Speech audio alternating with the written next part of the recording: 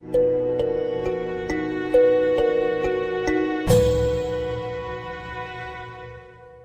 aqueles que não me conhecem, eu sou o Dai, lá de São Paulo. Eu sou descendente de coreano, nasci lá na Coreia do Sul. Aí eu vim com 6 meses de idade ao Brasil, meus pais são missionários, né?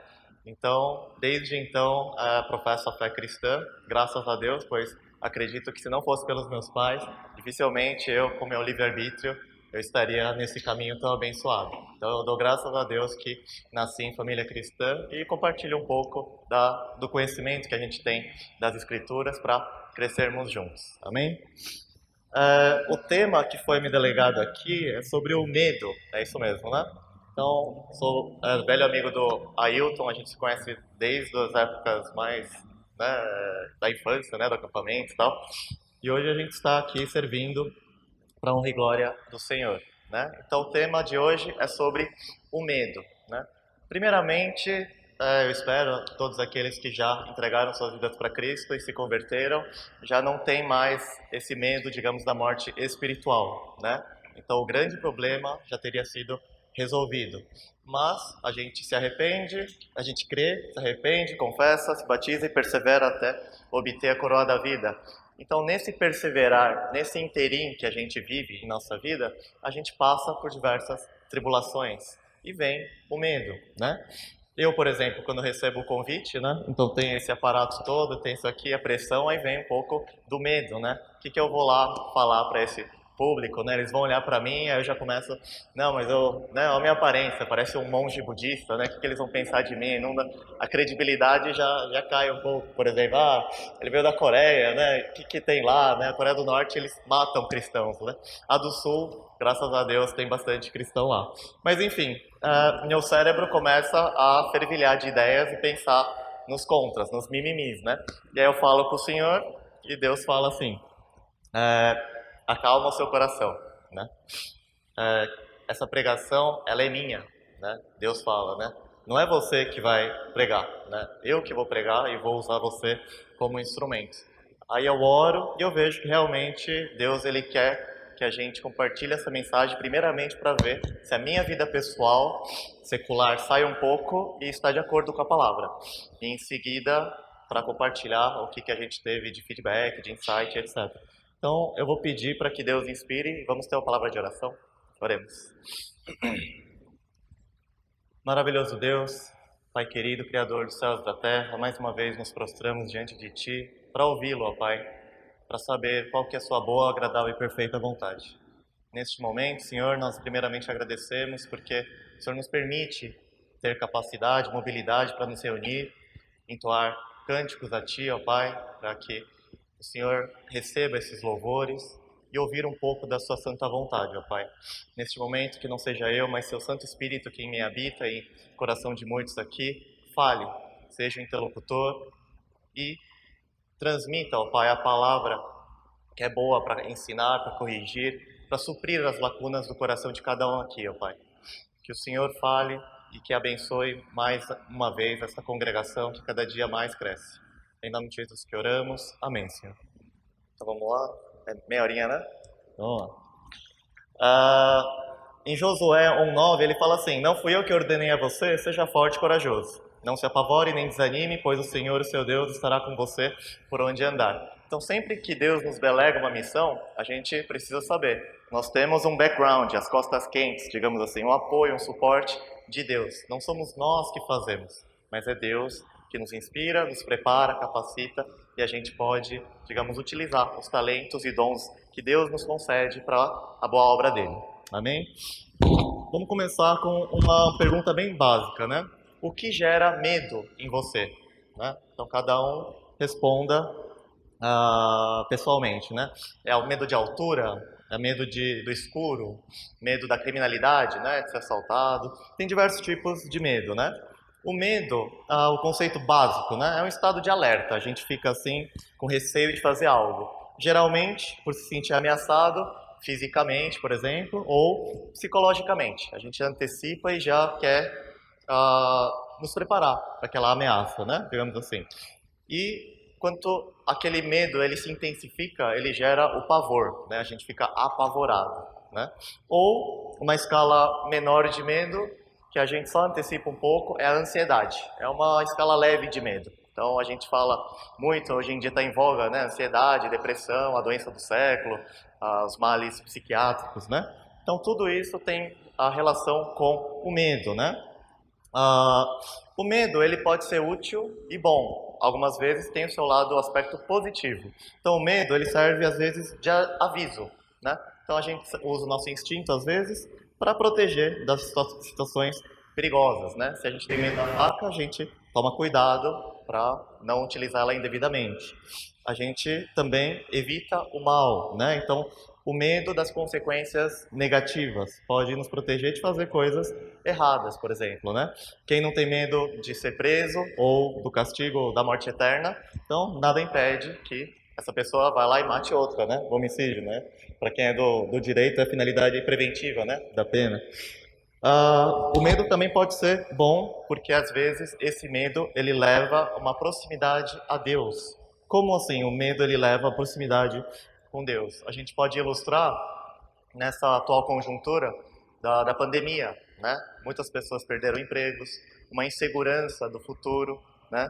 E acabam buscando a Deus, o que deveria ser o oposto, né? Às vezes a gente deveria primeiramente buscar Deus, Senhor, o que o Senhor quer da gente? Mas infelizmente, em algumas situações, a gente acha que a gente se garante, não, essa parte da vida eu manjo, eu tenho know-how, né? Eu vou lá, vou resolver da minha maneira. E depois, quando as coisas não dão muito certo, a gente busca a Deus. Infelizmente, o ser humano, ele aprende aos trancos e barrancos, né? Mas o medo, ele é bom para também se aproximar de Deus. O medo, ele pode ser ruim quando? Quando ele paralisa, né? Quando a gente se preocupa demais com o futuro e acaba nos paralisando, travando de certa forma, né? Eu compartilho até, não sei se o tempo permite, a depressão, né? Eu já tive uns quadros de depressão quando a minha ex-namorada, ela era coreana, não professava fé cristã. Então eu acreditava que ela iria, né, se confessar a Cristo e tal, só que de jeito nenhum, ela não conseguia acreditar em Deus. E eu tive que fazer uma escolha, né? Buscar em primeiro lugar o reino e sua justiça, ou fazer da minha maneira, não, eu vou assumir o risco de convertê-la, etc. E não assumi o risco, eu terminei o relacionamento e falei, vou esperar no Senhor. E tive um conflito interno, né? Eu me achando um fanático, falando, não, mas você é um fundamentalista, né? Ela poderia se converter depois, né? E aquilo lá me corroía, não conseguia, me paralisava. Não tinha mais vontade de fazer mais nada, parecia, na vida, né? Até que Deus, depois de 6 meses, me apresenta a minha atual esposa, que agora não está aqui presente. Mas na situação de acampamento da igreja, ela sendo monitora e etc., e via que as coisas de Deus eram boas e agradáveis, né? Então a gente vê que os sonhos de Deus são melhores e maiores, só que a gente não confia. Muitas vezes a gente quer fazer da nossa forma e a gente tem medo das consequências, né?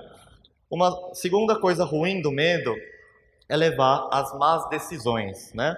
O medo ele pode distorcer a realidade. Quando a gente está apavorado, a causa daquele medo ele se torna maior muitas vezes, né? Então, eu não sei, cada um tem o seu medo, mas por exemplo, nas artes marciais, quem pratica sabe, quando você enfrenta alguém de uma categoria superior, é natural você ter medo. Se você não tiver medo, talvez até ser leviano e você pode sofrer as consequências disso. Mas quando você enfrenta alguém da mesma categoria e você antecipa o medo, parece que você não consegue raciocinar muito bem. E aí você age por impulso e muitas vezes a derrota vem por causa desse impulso, por coisas irracionais, né? Então, o medo, ele pode nos levar às más decisões, porque a gente distorce a realidade e toma decisões com base nessa realidade distorcida, né? E por fim, também muito importante, o medo ele causa desespero, né? Então, esquecemos de Deus muitas vezes quando estamos desesperados, né? E esse medo pode destruir até a esperança. Olha que perigoso isso, né? Porque a gente tem que ter esperança na salvação, na providência divina e etc. Só que às vezes a gente está tão apavorado que a gente pode esquecer do Deus muito maior. A mão de Deus é muito maior do que os nossos problemas, etc. Né? Então a gente tem que tomar cuidado com o medo. Ele pode também matar sonhos, porque a gente não quer assumir os riscos por causa desse medo, né? Então tudo isso se aplica à nossa vida cotidiana, né? Acho que eu vou tentar ilustrar bem rapidamente, porque o nosso tempo é curto. A nossa filha, ela nasceu há 3 anos, mais ou menos. Não sei se eu já contei essa história aqui. Eu vou tomar uma água, licença.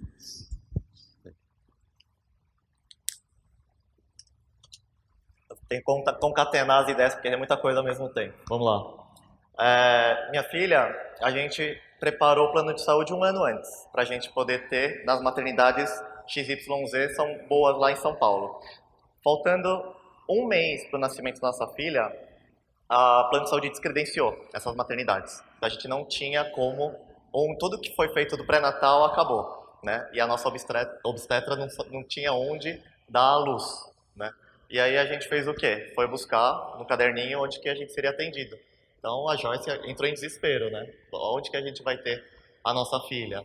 Só que Deus já tinha providenciado tudo, né? A gente foi no hospital nipo brasileiro, né? Então me passei por japonês e tal, então fui bem atendido, etc. E as coisas deram tudo certo.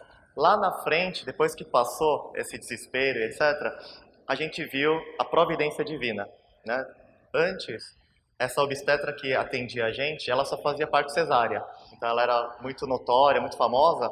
Então ela deixava todo mundo esperando no consultório, ia lá, fazia cesárea e voltava. E às vezes sem necessidade, porque cesárea é importante para quando está em risco a mãe ou o filho e tal. Mas no caso dela não precisava. Então Deus, ele estava nos livrando disso. E aí teve o natural, a recuperação foi muito melhor. E a gente viu realmente que mesmo nas situações mais difíceis, é importante confiar no Senhor, né? Agora vamos para outro lado. No final eu prometo que eu amarro tudo, mas vamos para o rigor conceitual da fé. O que é a fé, né? Em contraposição ao medo, né? O medo muitas vezes se pauta no que a gente sente, no que vê, no que ouve, né? No que a gente absorve com os nossos sentidos. A fé é algo do coração, né? Do nosso elemento subjetivo, do que está dentro da gente. A gente precisa firmar o nosso taco ali na fé. E o que é a fé segundo a palavra, né? Está escrito na palavra que a fé, ela é a certeza das coisas que se esperam e a prova das coisas que não se veem. Então a fé, você tem certeza daquilo que você espera e é uma prova viva daquilo que você não vê, né? É algo, para aqueles que se pautam no empirismo, das experiências, algo sobrenatural. Não tem como você provar. Como é que um homem, 2000 anos atrás, morreu e a morte dele surte efeito sobre você? Me prova isso, né? Microscópio, física, quântica, etc. Aí você fala, não, eu tenho fé, ele é o meu salvador, né? Então é a fé, é a certeza das coisas que se espera, é dogmática cristã, né? E isso, a fé, ela, como posso dizer, ela não pode ser mensurada pelos modos humanos. A gente não consegue falar quanta fé você tem. Você é um homem de pouca fé, você é um homem de muita fé. A gente não consegue. Tudo bem que pelas obras a gente demonstra a nossa fé. Eu, para os meus alunos de escola bíblica, os jovens, para eles terem uma ideia do que é esse conceito tão abstrato de fé, eu falo que é o Bitcoin espiritual. O que é o Bitcoin, né? Moeda, né? Criptografada, né?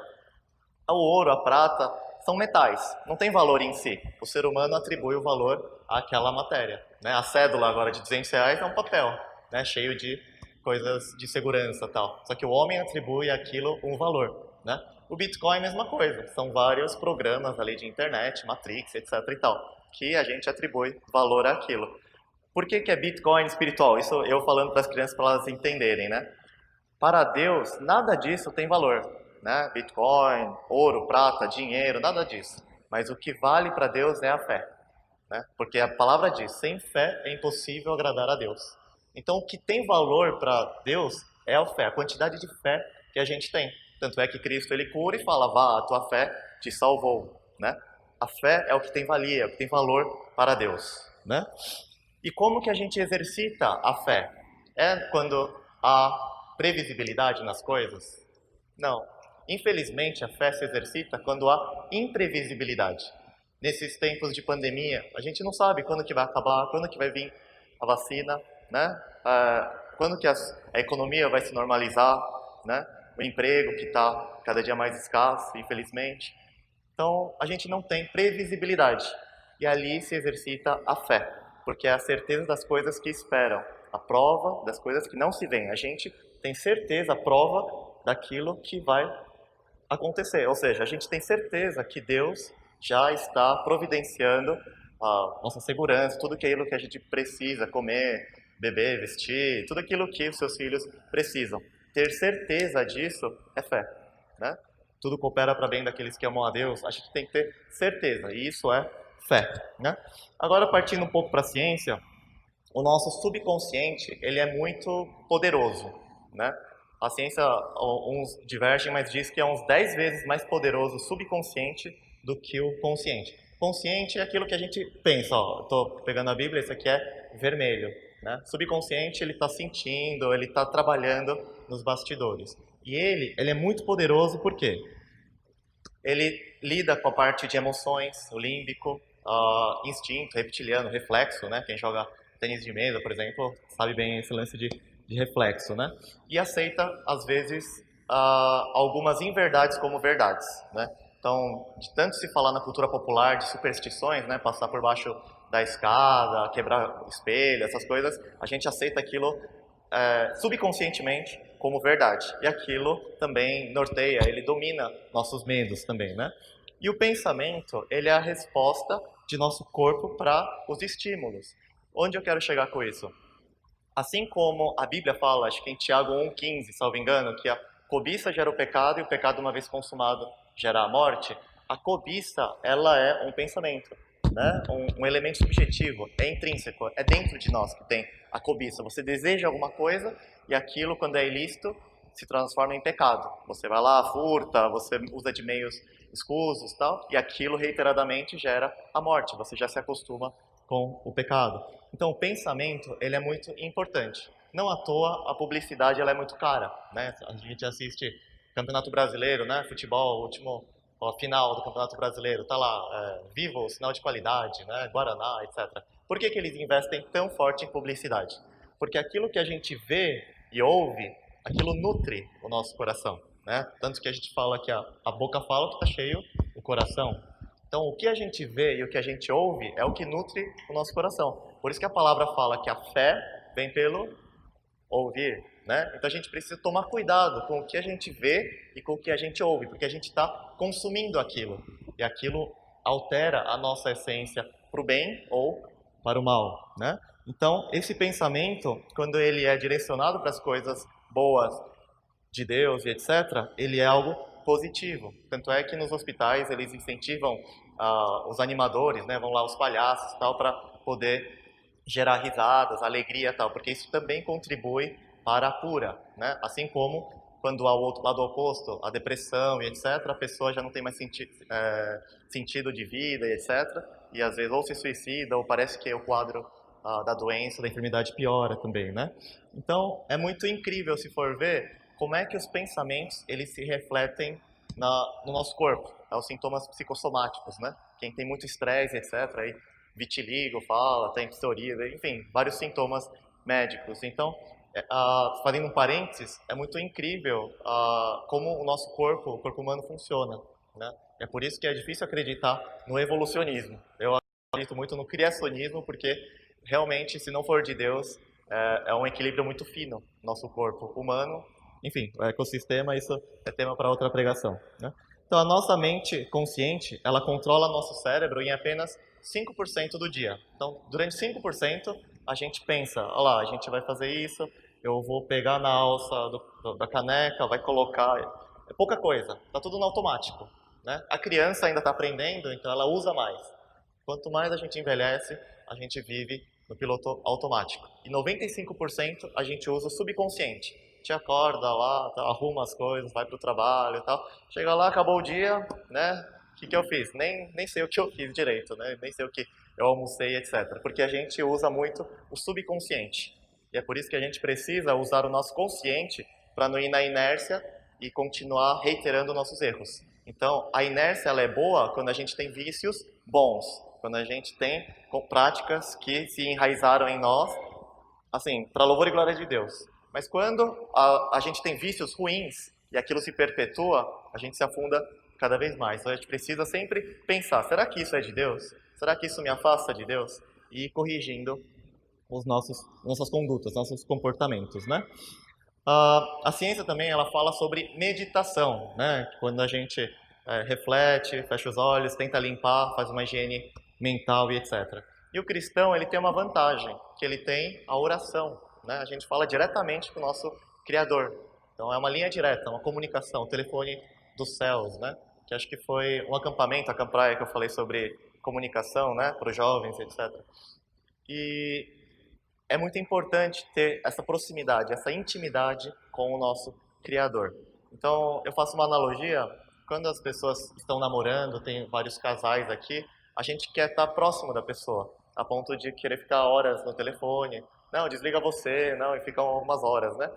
Quando a gente quer ter intimidade com Deus, a gente também precisa despender tempo, energia, né? Joelho no chão, muitas vezes, para falar com Deus, entregar nossos problemas, agradecer, né? E saber o que Ele quer de nossas vidas, né? Então a oração, ela serve também como cura, muitas vezes, para os medos, né? Para os nossos problemas, né? Então o que fazer quando tivermos medo, né? Quem tem medo, levanta a mão aqui, de alguma coisa. Eu acredito que não tem ninguém que é corajoso, não tenho medo de nada, etc. Então, o que fazer quando a gente tem medo? Primeiro, classifique corretamente se é medo mesmo. Por que eu digo isso? A gente tem que trazer para o consciente o que está no subconsciente. Eu falei que o subconsciente ele é muito poderoso. A gente, às vezes, tem medo de uma coisa que não faz o menor sentido. Quebrei o espelho, 7 anos de azar. Não tem, né? Não é supersticioso, mas a gente tem medo. Traga para o consciente. Saia da tirania da positividade. O que é isso? Hoje em dia, parece que tem as redes sociais, etc. Todo mundo está bem. Parece que ninguém tem problemas, né? Então, quando alguém está passando por uma dificuldade, é um estresse e etc. Não aceita aquela dificuldade e dá o nome verdadeiro para aquela dificuldade, né? Então, proclamam a felicidade, que às vezes é falsa, enganosa, no máximo falam como estresse, né? Então, os sentimentos eles ficam indigestos, eles não estão digeridos. Ele não merece que você sofra. Você não pode chorar por alguém assim, né? A gente dá esses conselhos. Tudo bem, pode até ser verdade que aquela pessoa não mereça o seu sofrimento, mas a pessoa que está sofrendo, está chorando, ela precisa chorar, extravasar e digerir aquela decepção que ela passou. Porque, ou o luto do projeto, né? Acabou um projeto, a pessoa está num luto de um sonho que se acabou, né? Para quê? Para desenvolver habilidades e lidar com aquela decepção, por exemplo. Então, se aqueles sentimentos não forem bem digeridos, a pessoa não criou instrumentos para superar aquilo, no futuro ela pode criar quadros crônicos de medo. Então, a gente fala as fobias, né? Não foi tratado aquele medo, né? Então, fala até em misantropia, que é o ódio à humanidade, misandria, misoginia, tem o ódio aos homens, às mulheres, enfim. Por quê? Alguma situação, algum episódio traumático aconteceu na vida daquela pessoa que ela não consegue mais superar aquele medo e já há um pré-julgamento. Aquela pessoa já representa um perigo. E já começa os quadros de ansiedade e por aí vai, né? Então temos que ter autossinceridade emocional, sermos verdadeiros e autênticos com nós mesmos. Então diagnosticar corretamente as causas emocionais. Quando a gente vai para um psicólogo, psicanalista, psiquiatra, eles fazem isso. Eles chamam de maiêutica. Fazer perguntas para extrair os problemas e as respostas que estão em nós mesmos. Então eles só fazem as perguntas e a gente traz do subconsciente para o consciente. A gente fala, é verdade, né? Por que eu estou sofrendo tanto por isso? E aí, aos poucos, há um processo curativo, né? Mas assim, a emoção, quando a gente está com medo, está se preocupando com algo, tem um indício verdadeiro nisso. Mostra que aquele assunto, ele é importante para a gente. Por exemplo, desemprego. Eu preciso me sustentar, por exemplo. A escola das crianças, né? Que agora está como EAD, né? Em casa, etc. Né? Como que eu vou fazer com a educação dos filhos? Quando a gente tem esse medo, é porque aquela situação ela é importante pra gente, né? Os solteiros, né? Com quem que eu vou casar? A gente tem, né, a União de Solteiros Cristãos, que é um grupo para promover, né, que os cristãos se conheçam e tal. Então tem diversos medos, só que a gente precisa identificar por que eu estou sofrendo por isso e se isso é válido e onde que entra a mão de Deus com a sua providência divina. Aí sim a gente ganha habilidade para superar e agilidade emocional, né? Ah, exemplo, quando eu tinha 12 anos, acho que os mais antigos lembram daquele episódio do ET de Varginha, lá em Minas, né? Então, eu vi lá no Fantástico, tinha aquele ser marrom de olhos escuros, vermelho, assim, aí eu falei, será que isso existe? Aí eu corri pro meu pai e comecei a chorar, né?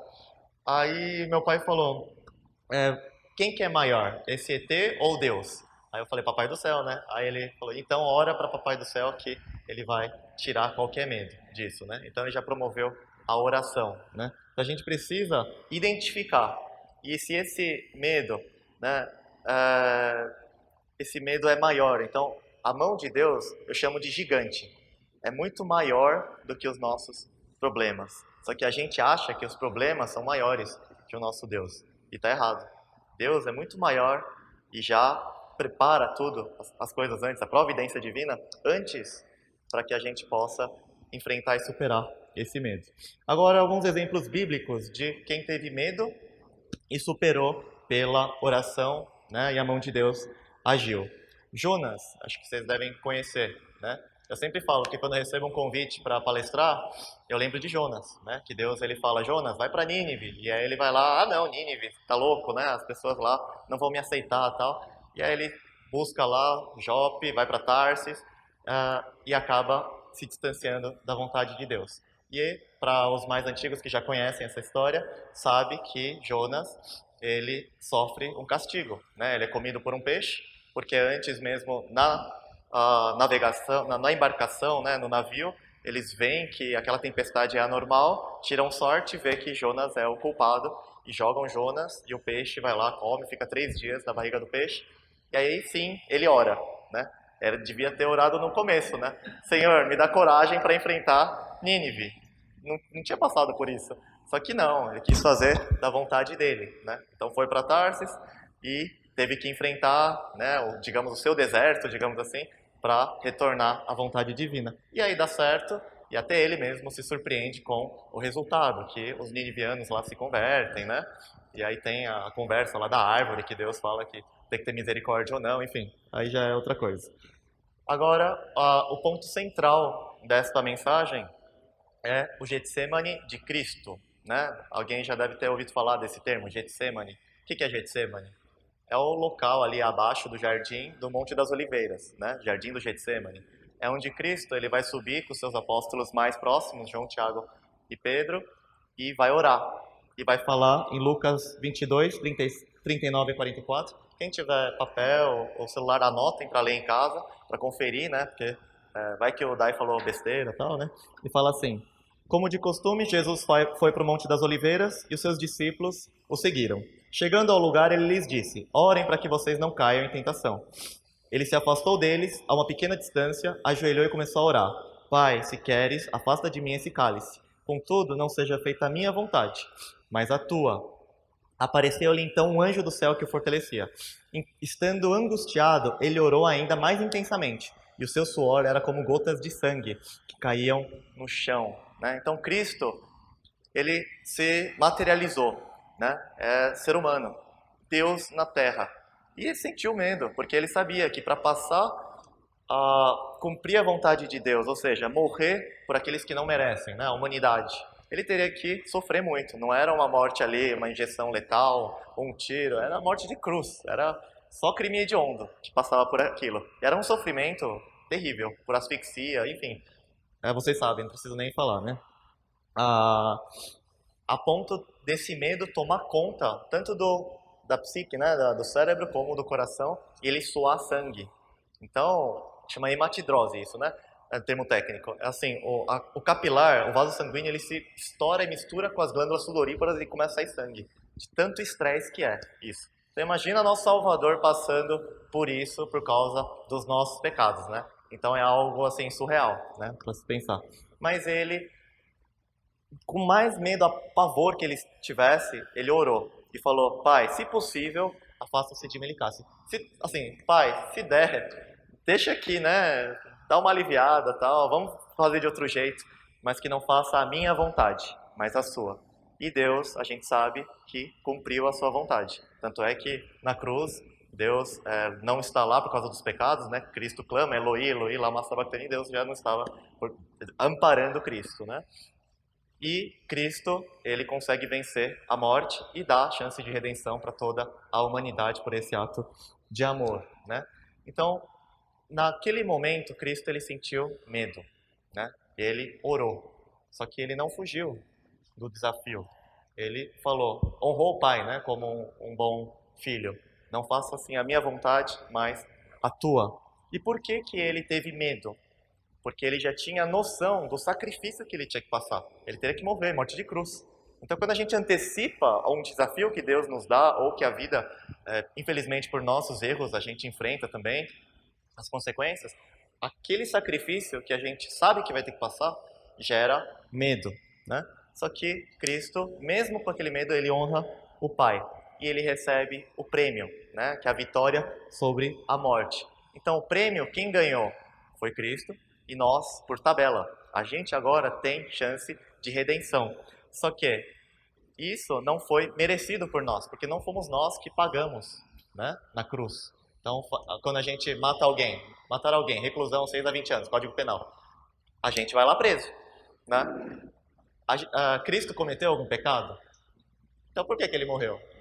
Porque a gente cometeu um pecado. A gente desobedeceu, desde o Jardim do Éden e outros mandamentos e tal. Então, é como se Cristo tivesse morrido no nosso lugar, pago a fiança, cumprido nossa pena. E isso chama-se graça, né? É o favor imerecido. A gente ganhou a graça, né? A gente ouve na política, né? Indulto presencial. A graça é o perdão individual, é o favor imerecido. Cristo pagou os nossos pecados, porque o salário do pecado era a morte. Então, o nosso salário era morte. Só que Cristo foi lá e pagou, a preço de sangue, com a vida dele, né? E Deus nos teve misericórdia da gente. Ele olhou uma segunda vez a criatura que né, teimava em continuar fazendo coisa errada e amor ágape, né, incondicional, e mandou o seu filho unigênito. Medo. Saiba que uma vitória de verdade exigirá sacrifício de verdade. E conhecer esse sacrifício gera ansiedade, medo. Muito medo, às vezes, né? Chega a ser paralisante.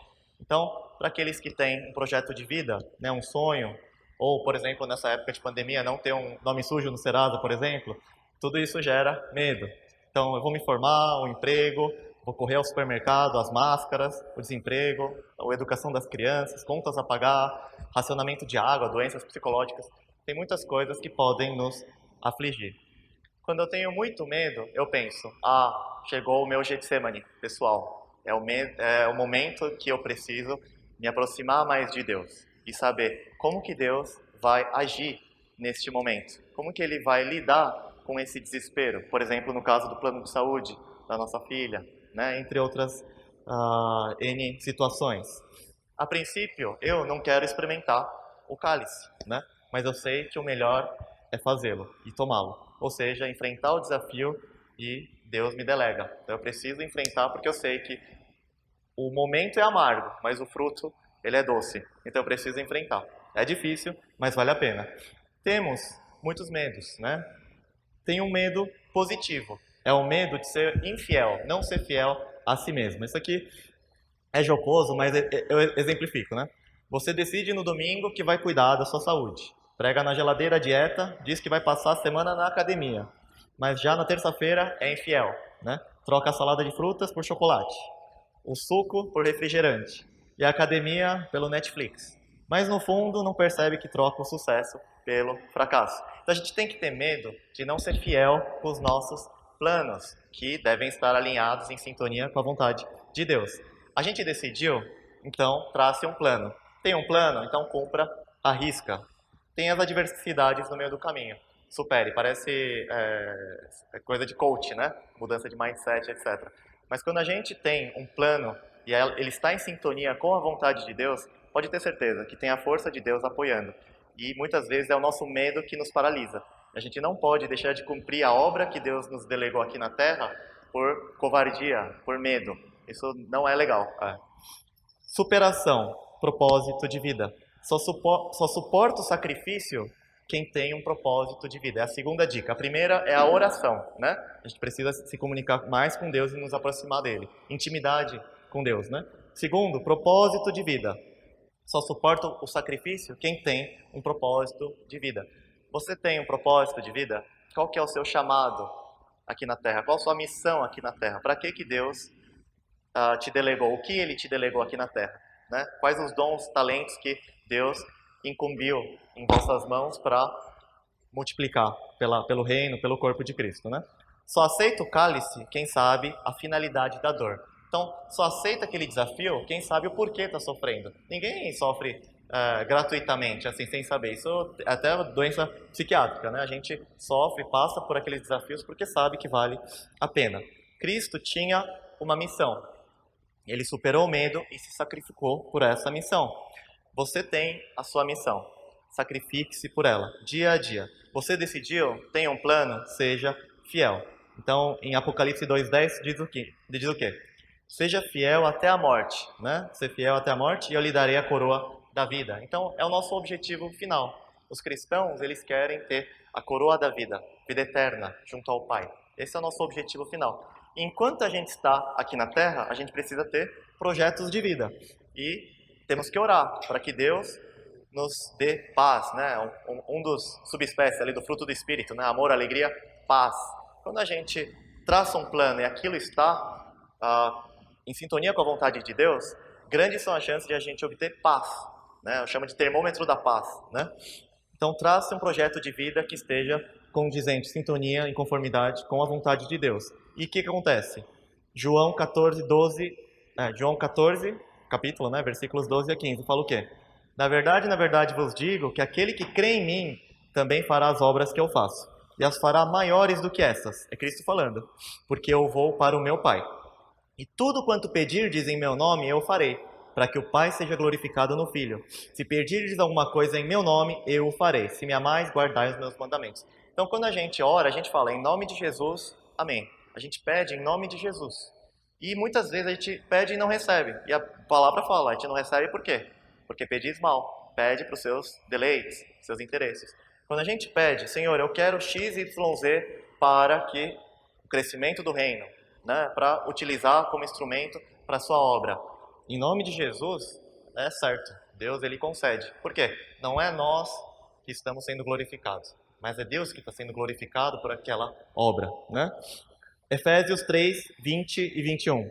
Aquele que é capaz de fazer infinitamente mais do que tudo que pedimos ou pensamos, de acordo com o seu poder que atua em nós, a ele seja glória na igreja em Cristo Jesus, por todas as gerações, para todos sempre. Então, Deus é capaz de fazer muito mais do que a gente pensa, né? José, do Egito, ele queria só sair da prisão, fazendo o correto, mesmo depois de ser traído pelos irmãos, de fazer o que é correto perante Potifar. Só que Deus deixou ele mais uns 2 anos ali, depois que ele interpretou o sonho do copeiro.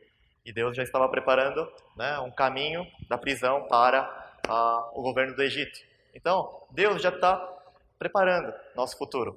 É a gente que quer confiar nas nossas próprias razões, né? E por último, terceiro, então primeiro, oração. Segundo, criar um propósito de vida condizente com a vontade de Deus. E em terceiro, entregar nas mãos de Deus, confiar na providência divina, né? O que é providência divina? Então é providência, ver, né, para frente, retrospectiva, é para trás. Então, retro, né, para trás, pro para frente, divina, providência divina. Deus já está vendo o futuro, já sabe antecipadamente o que é melhor. Assim como o pai já sabe o que é bom para o seu filho, Deus já sabe o que é bom para os seus, né? Providência divina é o controle de Deus. Ele vê antecipadamente e já prepara o caminho, né? É a soberania e onipotência de Deus. Ele pode todas as coisas, como a gente viu em Efésios 3, 20 e 21. Bom, eu não vou entrar em assuntos mais teológicos, etc., em relação ao livre-arbítrio, etc., isso é para outro estudo. Como que Deus atuou na palavra, né? A providência divina. Ele atua diretamente e indiretamente. Diretamente a gente viu a conversão de Saulo para Paulo, em Atos 9. Então, Deus queria usar aquele rapaz instruído aos pés de Gamaliel, então um jurista, um que sabia bastante da lei judaica, para escrever 80% aí, mais ou menos, do Novo Testamento. Então ele vai lá em Saulo, né, no caminho de Damasco, lá, cega, Saulo, Saulo, porque me persegues, tal, envia Ananias, tira as escamas, Paulo passa de perseguidor para perseguido. Então, Deus, ele atua diretamente ali também. Então, a gente chama de milagres isso, né? E também Deus atua indiretamente. A gente vê em Atos 16, depois vocês leiam, versículos 6 a 10, a segunda viagem missionária. Deixa eu tomar uma água.